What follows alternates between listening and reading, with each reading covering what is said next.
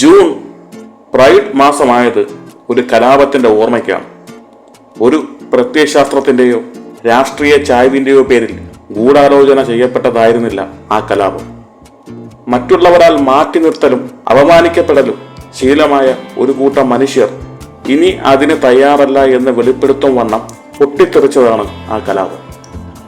Stone വാൾ എന്ന ബാറിലേക്ക് police നടത്തിയ റെയ്ഡിനും അക്രമത്തിനും നേരെ സ്വർഗാനുരാഗികളും ക്രോസ് വേഷധാരികളും ഡ്രാഗ് വ്യക്തിത്വങ്ങളും 1969 ജൂൺ 28 നടത്തിയ പ്രതിഷേധമാണ് സ്റ്റോൺ വാൾ കലാപം എന്നറിയപ്പെടുന്നത്. ന്യൂയോർക്കിലെ അന്നത്തെ നഗര സദാചാരം വല്ലാതെ പരമ്പരാഗതമായിരുന്നു. നഗരത്തിലെ ഗേ ബാറുകളെയും സ്വർഗാനുരാഗ ആക്ടിവിസ്റ്റുകളെയും ഒരു ശല്യമായി തന്നെ നഗരാധിപർ കണക്കാക്കിയിരുന്നു.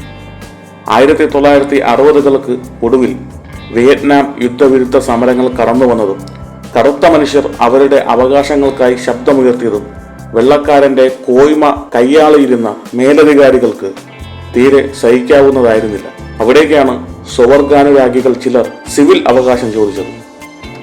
അവർക്ക് മദ്യം വിളമ്പുന്നതും അവരെ ജോലിക്ക് നിർത്തുന്നതും തടഞ്ഞുകൊണ്ട് ഉത്തരവിട്ട നഗര ഭരണാധികാരികൾ അവരുടെ നയം വ്യക്തമാക്കി. ന്യൂയോർക്കിലെ രാത്രികാല ഗേബാറുകൾ അങ്ങനെ നിയമവിരുദ്ധവും അധോലോകത്തിന്റെ ഭാഗവുമായി. അത്തരം ബാറുകൾ പ്രവർത്തിക്കാൻ കൈക്കൂലി കൊടുക്കേണ്ടുന്ന അവസ്ഥകൾ വന്നു. കൈക്കൂലി മതിയാകാതെയാകുമ്പോൾ പിന്നെയും റെയ്ഡുകൾ നടന്നു. അങ്ങനെ നിരന്തരം റെയ്ഡുകൾ നടക്കുന്ന ഗേ ബാറുകളിൽ ഒന്നായിരുന്നു സ്റ്റോൺ വാൾ ഇൻ. അവിടെ വരുന്നവർ തെരുവിലാക്കപ്പെട്ട സ്വർഗാനുരാഗികളും ക്രോസ് വേഷധാരികളുമായിരുന്നു. അവർക്ക് കൂടി ഇരിക്കാൻ മറ്റ് സ്ഥലങ്ങളില്ലായിരുന്നു തെരുവല്ലാതെ. ലൈംഗികത, ലിംഗതന്മാവിഷ്കാരം എന്നിവയുടെ പേരിൽ സ്വർഗാനുരാഗികളെയും ക്രോസ് വേഷധാരികളെയും അറസ്റ്റ് ചെയ്യുന്നത് സാധാരണമായ ഒരു കാലഘട്ടമായിരുന്നു അത്. പോലീസുകാർ വേഷം മാറി ഇത്തരക്കാരുടെ അടുത്തു പോവുകയും സമീപിച്ചാൽ അറസ്റ്റ് ചെയ്യുകയും ചെയ്തിരുന്നു. ജൈവികമായ ഒരു കാര്യത്തിനു മേലുള്ള ഈ ക്രിമിനൽ വൽക്കരണത്തിനെതിരെ 1950-കളുടെ പകുതിയിൽ തന്നെ ശക്തമായ ചെറുത്തുനിൽപ്പുകൾ ആരംഭിച്ചിരുന്നു. രാഷ്ട്രീയമായ പല സിവിൽ അവകാശ നീക്കങ്ങളും നടക്കുന്നതിനൊപ്പം ഹോമോഫൈൽ പ്രസ്ഥാനങ്ങളും പ്രവർത്തിച്ചു. അപ്പോഴും തുറന്ന ഇടങ്ങളിൽ ഒരു പോരാട്ടം നടത്തുന്നത് പലർക്കും ചിന്തിക്കാൻ കഴിയാത്ത ഒരു കാര്യമായിരുന്നു. സ്റ്റോൺ വാളിൽ കലാപമുണ്ടായി എന്നും പോലീസിന് നേരെ ആക്രമണമുണ്ടായി എന്നുമുള്ള വാർത്തകൾ വിശ്വസിക്കുവാൻ കഴിയാത്ത സ്വർഗാനുരാഗ സമൂഹമായിരുന്നു അന്ന് അവിടെ ഉണ്ടായിരുന്നത്. അടിക്കടിയുള്ള പോലീസ് നടപടികളിൽ അമർഷം പൂണ്ട മനുഷ്യർ പൊട്ടിത്തെറിച്ച് നടത്തിയ അന്നത്തെ കലാപം ആഴ്ചകളോളവും മാസങ്ങളോളവും നീണ്ടു.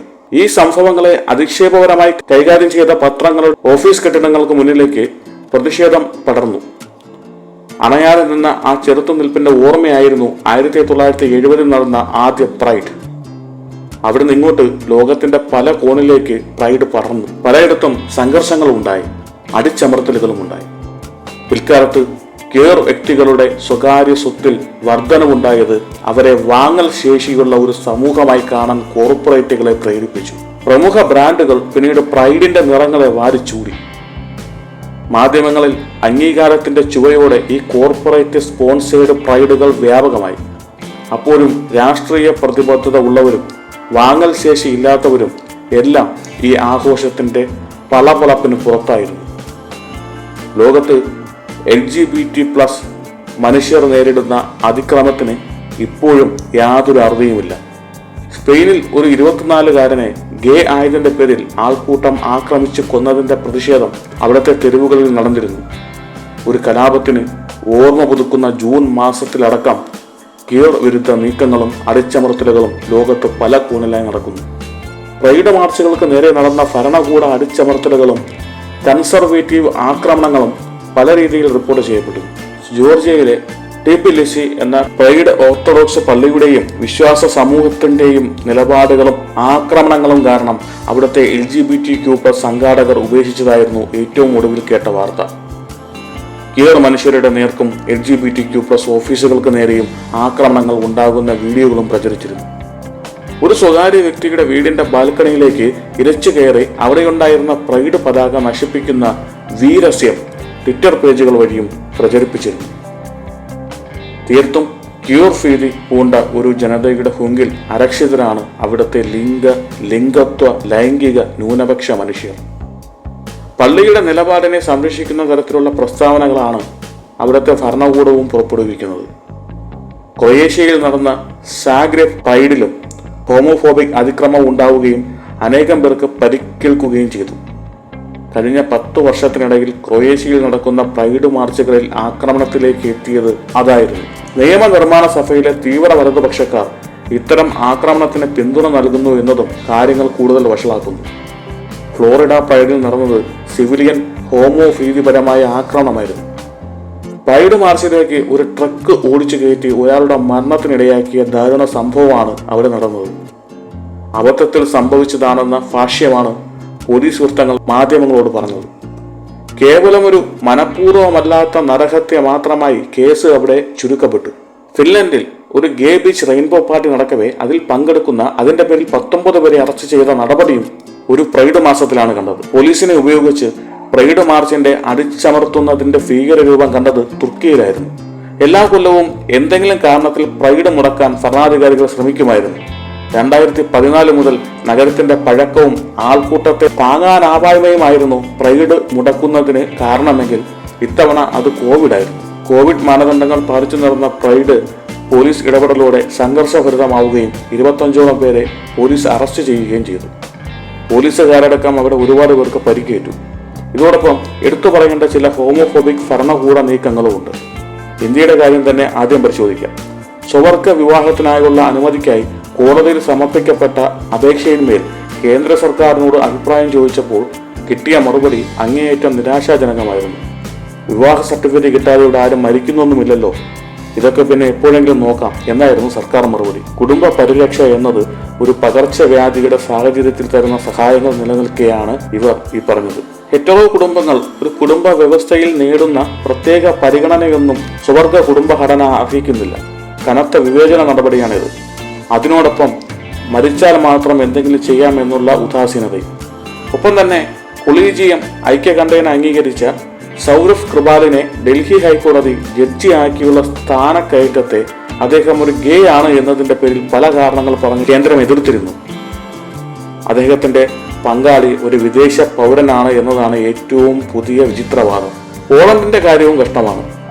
LGBTIQ+ മനുഷ്യരുടെ പൗരാവകാശങ്ങൾ അജണ്ട എന്നോ ഐഡിയോളജി എന്നോ മാത്രമായി ചുരുക്കി രാഷ്ട്രീയവൽക്കരിക്കുന്ന നടപടിയാണ് അവിടെ.